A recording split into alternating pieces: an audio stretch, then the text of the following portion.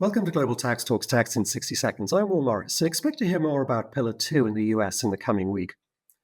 First, though, it's interesting to note that while this is towards the top of the tax agenda in both the US and Europe, there has not been much discussion in other parts of the world.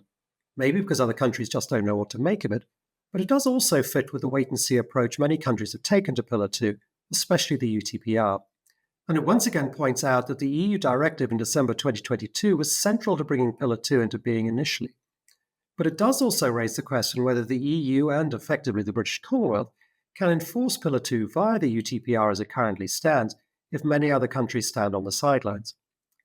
In Brussels, though, while the European Commission has been fairly restrained, some other more radical ideas for countering any US action have been mooted.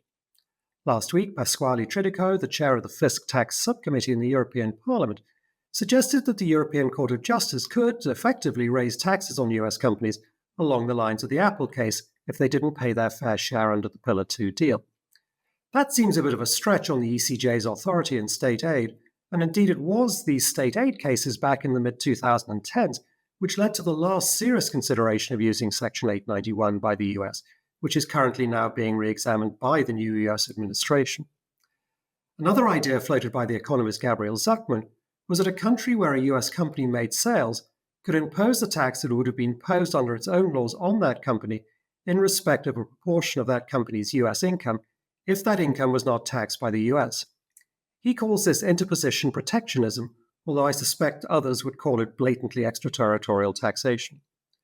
And finally, there has been some discussion around a new and, so far, unused EU tool called the Anti-Coercion instrument that came into effect just over a year ago and allows for various retaliatory measures when a non-EU country seeks to influence the actions of other countries by applying or threatening to apply measures affecting trade or investment.